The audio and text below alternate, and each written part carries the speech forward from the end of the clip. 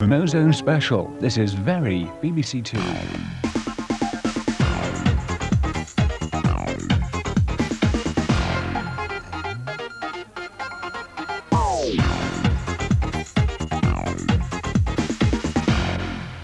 The Pet Shop Boys have been away for nearly 18 months and in the meantime seem to have gone all weird.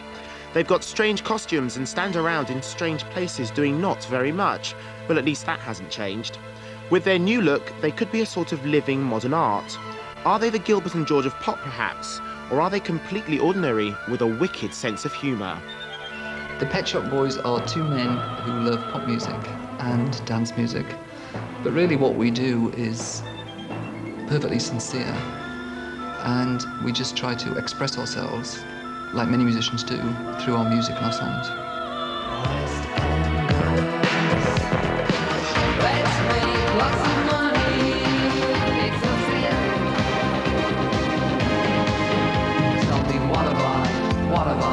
What have I done to deserve this?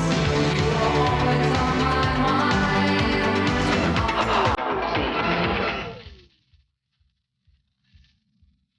Well, I first met Neil in Chelsea, down the King's Road, in the shop on the King's Road, and I was living in Sydney Street and working at an architect's in Chelsea Embankment at the time, and Neil, it turned out, was living actually on the King's Road. I was working for a book publishing company called ITV Books. And I did things like I did a book with Madness, and I did a book about dressmaking, which was anyway very interesting. The first thing we started talking about was music, you know, and sort of we had a common interest in David Bowie at the time and all that sort of thing. But I was more interested in dance music, and I think he was a bit more into sort of like indie type stuff and sort of coming from more punk tradition. I had a synthesizer, and he came round to my flat to play my synthesizer, and we started writing songs, and it sort of took off from there. The original version of West End Girls was recorded in New York with disco producer Bobby Orlando, and it got released sort of as a one-off singles deal through CBS in this country. Nothing really happened in England, and we just thought it was like, oh, all over, you know, nothing's going to happen and that.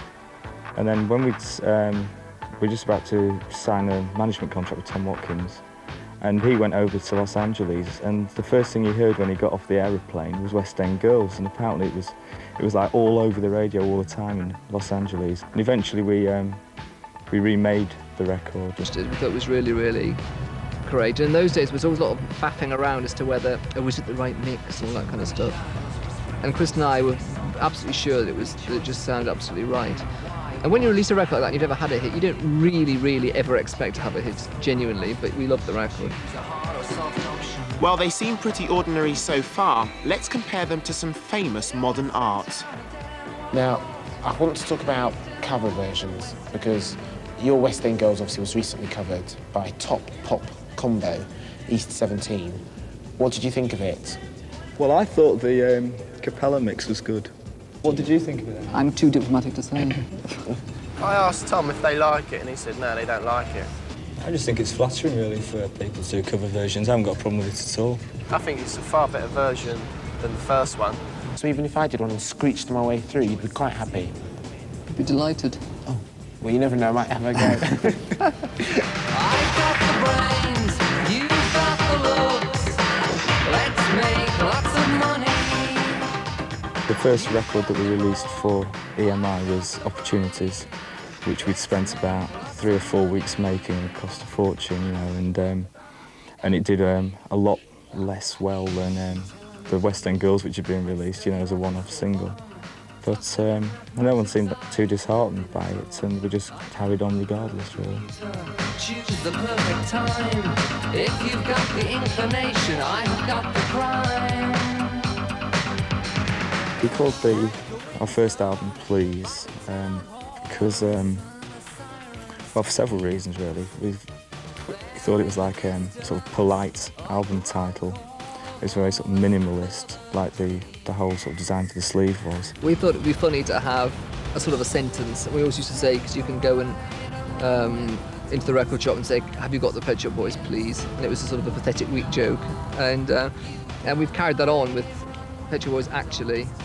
And I suppose with Very, Pet Shop Boys, the new album, it's the same sort of idea, that it's a sentence.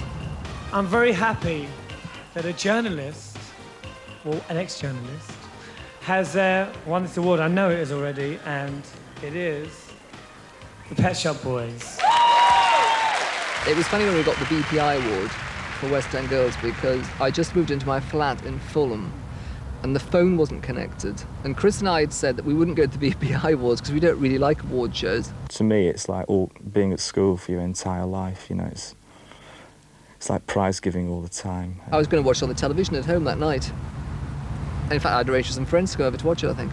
And the doorbell was ringing in the afternoon. I looked downstairs and there was 2 people from EMI had come round in a taxi to say, you've won Best Single, you've got to go. And Chris came round, and so the people from EMI persuaded us to go. And then as soon as they went, Chris said to me, of course I'm not really going to go. It is nice to be sort of rated by, you know, other people as the best at something, but I think it is irrelevant, really. I'd just like to say that, Chris, I hope you're enjoying your dinner at home. Thank you, everyone. OK, so you may not turn up to TV award shows, but we don't see much of you on television either. I mean, you're not on Richard and Judy's guest list, for example. No plans. Ian McKellen's been on it hundreds of times. It's a PLU show. I mean, the thing about this morning is Richard and Judy, I mean, you know, they have their private life on the screen, they shout at each other. Oh, yeah, it's great, yeah. And sometimes she gets a bit knocked if he's hogging the camera a bit much. You can see her looking a bit, when she's, like, slamming her cup down and stuff. Exactly. But did you see did you see it on Monday? Did you see the makeover? Those are my favourites. Yeah. When they get some, you're like, oh God. But they get some, you know, old dragon in, and she comes out like... I believe I should watch the telly in the morning. You know, but that's the thing. Oh, I'm glad I found another... It's an excellent programme, it really is. You know, do you want to say hello to them? Because they watch this, you know. They do. They're big fans. Richard and Judy watch this show. Maybe we say hello when we go on the programme. You got on the programme. I'll go on it, I'll do it. Right now. I'll go for a makeover. If you're watching Richard and Judy, exactly, they'd like a makeover. Actually, I thought, you know, we'd already had the Pet Shop Boys on the show. You know, the one with the beret. No, that's Curiosity Killed the Cat. Oh, yeah. Oh, cats, pets, same difference. Def Leppard, all the same, Absolutely. aren't they? Yeah. It's like we were going to go on Stars in Your Eyes. No. Under false names as the Pet Shop Boys. See if anyone noticed. Brilliant. Now, listen, we don't see much of you on television. I mean, we sort of try to dig up all the shows you've been on the BBC, and there is only a handful. I mean, is that something you, as you say, do you get so fed up of repeating the same answer that you think, well, we just won't go on television? We actually like appearing on good pop programmes, but I don't think there's enough of them. And, but also we don't like appearing on programmes that we think aren't very good. Yeah. Or where you're going to be made fools of. Yeah. And some people are quite good at doing funny, foolish things on television programmes, and some people aren't. I don't really think that we are particularly. I don't think the best part of our personality comes out then. But you're very good at dressing up. That's what we do instead, yeah. We've also thought, lots of strange costumes. You've gone sort of to the extreme now. Why? On the last tour, you know, it was big costume production and everything, and we'd work with, you know, people from the English National Opera and everything like that.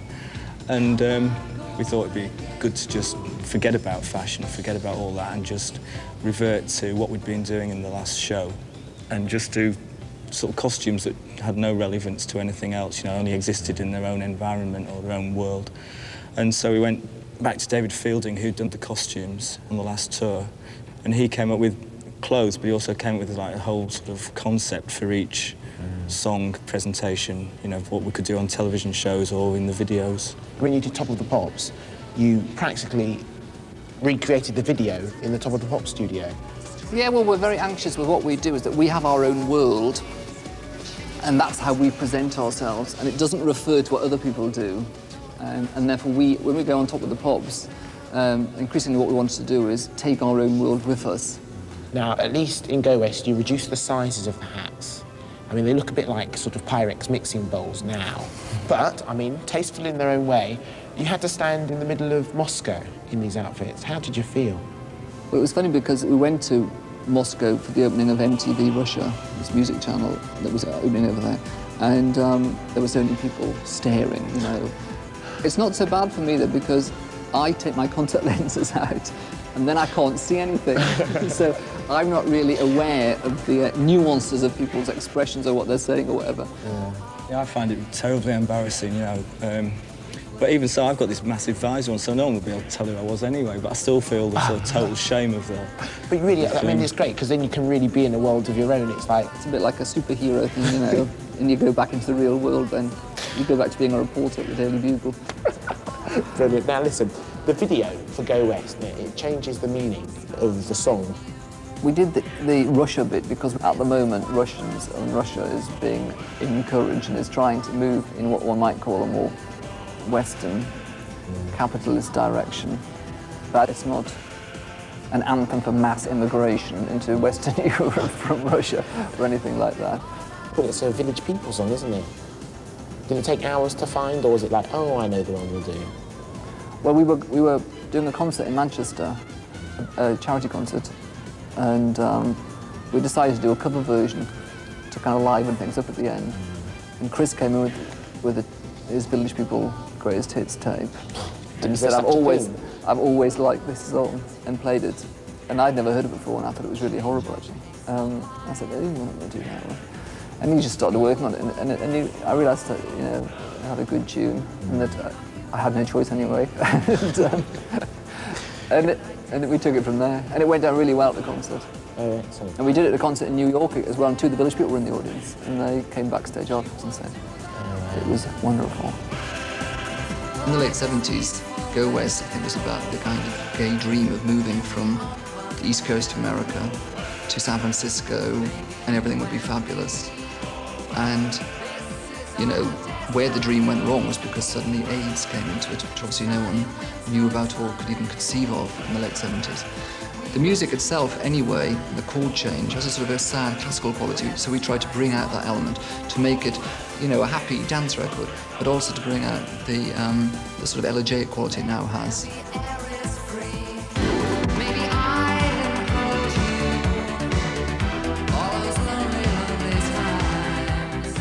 We did this TV show called Love Me Tender, and it was a tribute to Elvis Presley because it was 10 years since he died, August '87. And they'd asked all these different people to choose an Elvis song and just do it. It always amazes me that we agreed to do that show, because that is really the kind of thing we don't do. Looking back, I can't think why we did it. One of the management company went out, we said, go out and buy a load of Elvis Presley tapes. And he came back, Rob Hilton, he came back with about 15 tapes of Elvis Presley, kind of Elvis's Golden Greats, you know, Elvis in Vegas Volume 2 and all this kind of stuff. Anyway, Chris picked up the first one. We thought, oh God, we're not going to listen to all of these tapes. And the first one was always on my mind. And he said, well, that's quite good, that was on my mind. We said, oh yeah, that's quite good, yeah. Let's do that one. We realised as we were doing it, you know, that it was dead good. And then it was released, and that eventually was #1 at Christmas. Say, for instance, you wanted to do a collaboration with another band. Is there a process that you have to go through? Well, normally what happens is we get an approach through our office that so-and-so really would like to do a record with you. Would you be interested in writing a song for them, maybe producing it or producing their album or something like that? And we normally can say within half a second yes or no whether we're interested in that person. You know, so if we had a song that was suitable for someone, you know, then, you know, we'd definitely consider giving it to them. We've just written a song for Tina Turner, which she's going to record for her next studio album. And Chris had already written sort of half a song. And we thought, oh, this does sound a bit like Tina Turner, because we'd had sort of an approach from her manager about it. And we actually listened to some of her greatest hits. And again, that was more to thinking of some of the vocal melody about whether it would suit her voice or not, whether it was worth carrying on working on this particular song for her. I mean, it seems like everybody who has worked with you, they've all got sort of glowing things to say. Do you make it as easy as possible for them, or are you very strict with the way they treat your song? Well, when we did the Crying Game with Boy George, he only came in one afternoon and he sang it 3 times, and I thought it was the guide vocal, you know, when we might, although it sounded pretty good, and he was going to come in the next day and sing it a load more times. And he phoned up the next day and said, no, you've got it there, that's it. And And in fact, when we listened to it, it was there. He was obviously quite, he was right, you know. I come here looking for money, got to have it, ended up leaving with love. Oh, now you left me with We wrote a song with this singer-songwriter, Ali Willis, who'd written some stuff with the Pointer Sisters, and she just happened to be over in London, and she suggested, you know, why not write a song, so we just went in the studio, and we ended up writing What Have I Done to Deserve This, which was a duet with Neil singing and Ali Willis singing. But when we came to record it properly, we thought, well, actually Neil thought Dusty Springfield would be a great person to sing with, you know, because she's one of his all-time favourite singers. since you went away. I've been hanging around. I've been wondering why. I've been down. Went away. It should make me feel better, but I don't know. And it was very exciting when she came in, this kind of living legend came in the studio. And I remember she wanted to know what we wanted her to sound like. And we said, oh, well, you know, we wanted to sound like Dusty Springfield. Dusty's such a great singer, like every time she sings a verse, she sings it slightly differently from the previous one. You know, she really sort of thinks, you know, very intellectually about how she's going to interpret a song. Actually, she has the best bit of the song anyway to sing. I've just got the real speaking bit, really. And she really made it into her own sound, because the way she twists the melody. And I remember it never occurred to me that you could do that with a song. You could take the melody and twist it around more. And I've tried to do that myself since. And she really made it something special. Been talking to myself just to suggest that I'm selfish. Electronic came about because our designer, Mark Farrow, is from Manchester, and he knows Bernard Sumner of New Order, and he'd heard that Bernard was doing a solo album, and I said, oh, well, tell him if he is doing an album, I'll come and do a track with him, because I always liked New Order. The idea of electronic is that basically it's me and Johnny Marr, and we would incorporate other people to be guest artists on the record, and Neil was one. I was too shy to go by myself, so I kind of forced Chris to come. When we worked with electronic, with Neil and Chris, because you know, Chris worked on a track as well, we just tend to have a party in the studio and just have a good time and hope something comes out of it, like a totally miserable song. Sometimes I think the Pet Shop Boys at our worst can be a little bit glib, maybe, and Bernard never really has that. And also he has a very good sense of humour. You know, we've always had a good time. So, what do you think of the Pet Shop Boys music? I think they're crap. Really? Pet Shop who? The first tour was great because it was only, we did Hong Kong and Japan 7 dates, and then Britain for 7 dates. And originally we were only going to do Japan to see if, because we'd never toured before, and people always used to say, oh, Pet Shop Boys the most successful group never to tour. We hadn't started, you know, sort of like performing in little clubs up and down the country and sort of building up from a live perspective. We'd always just written songs and worked in the studio, so touring wasn't really that important to us. It was really very, very exhilarating, and we really, really enjoyed it. So consequently 2 years later we did kind of a bigger tour. Will we see you on the road again soon? No, not very likely, really. We kind of did everything we wanted to do in this show on the last tour, you know, so if you didn't get to see that, tough, really.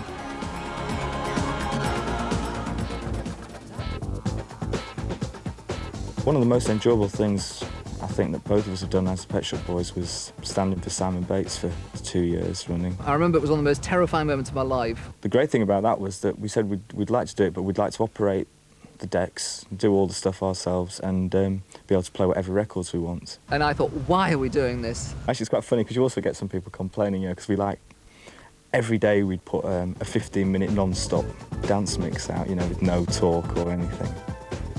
It was just very exciting, you get a real buzz. But that for me really was one of the most, you know, the most pleasing things I've ever done, really. I don't think we're very good at it. Someone said they thought it sounded like a pirate radio station. And I think it probably did. And it's great. And I remember our American manager was on a plane with George Michael's manager, and he said, oh yeah, George has just done this video. He's got all the top models, it's cost a fortune. And Alma, our American manager, said, well, that's funny, because the Pet Shop Boys just done a video with all the top models, and they all did it for nothing. So, and it's a great video, that. It's one of my favourite videos we've done. Time would come to an end. Let's talk about the new album. All these one-word titles, why Very? And also, why the orange knobbly box? Because when you used to buy records on vinyl, you know, the sleeve was like a really important part of it, and you know, you could do such a lot with it. And then when CDs got introduced, it all got whittled down to some little dodgy booklet, you know, and that was the cover. You know, it's a scrappy little bit of paper, and there was nothing very special about it. And so, actually, it was our idea to come up with a solid box rather than rely on a booklet. So we went to this design company, and they got an industrial designer there, and he wanted to make it tactile for the 90s was his key phrase, and that's why it's got the knobbles on it. But why Very? Well, right at the beginning of recording this album, we're always trying all the way through trying to think of the title of the album, and Very was on top of the list, because I think the first few tracks we did, we said, oh, this sounds very Pet Shop Boys, doesn't it? And we thought it sounded like a good title. And at the end of the album, it still sounded very Pet Shop Boys. Yeah. And we quite liked it to have these sort of funny titles. And so it stuck. You've got an accompanying album as well, haven't you? Yeah, well, when we were writing the songs for the album, Chris kept writing these tracks that I couldn't think of any words to. And so we worked on them as more or less instrumental dance tracks. Does it still come in the orange knobbly box? No, it comes in it's called Very Relentless, because the album's called Relentless, the dance album's called Relentless. Yes. It comes in a soft plastic knobbly box, which is transparent. Oh. It's a 40-minute album of completely different music than the main one. But I think it will appeal to people who are more into dance music, or as I say, maybe the hardcore Pet Shop Boys fans. When we go in the studio, we just you never really know what's going to happen, you know. And like, for instance, the last album, Behaviour, we intended to be a very sort of electronic techno album, but it ended up as kind of a sort of mellow, introspective sounding album, which was never the intention. And so I think that's a good thing, really. It's not, you know, it's a less sort of cynical approach to pop music than I think most people would have. The music that we make tends to come out of how we feel. And you can't really predict how you're going to be feeling. I hope people like it, because, you know, we think it's really, really good. And it would be rather disappointing if for some reason everyone didn't like it. Shouldn't that be very, very good? Very, very good, yeah.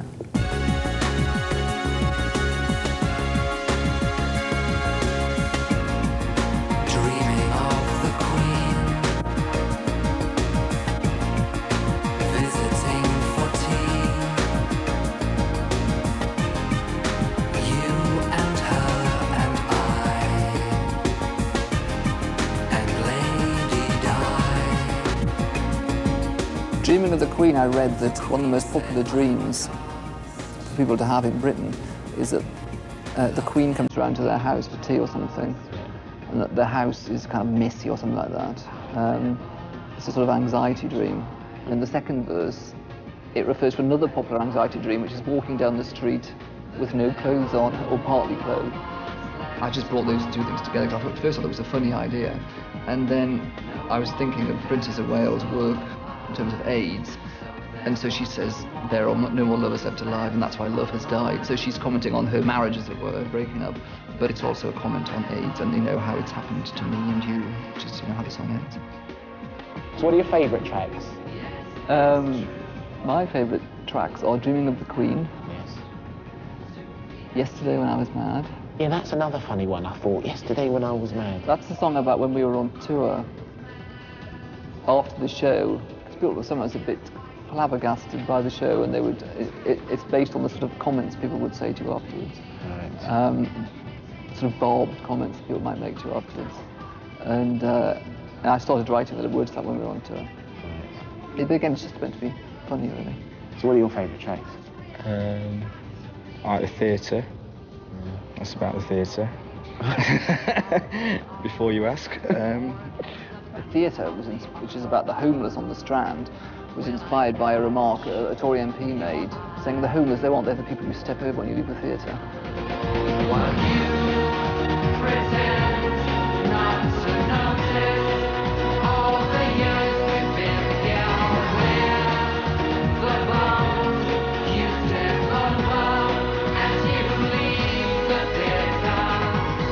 So that's what the chorus of the song is, and it's written from the point of view of someone sleeping on the Strand. It's also not written from a kind of hopeless, wringing your hands point of view either.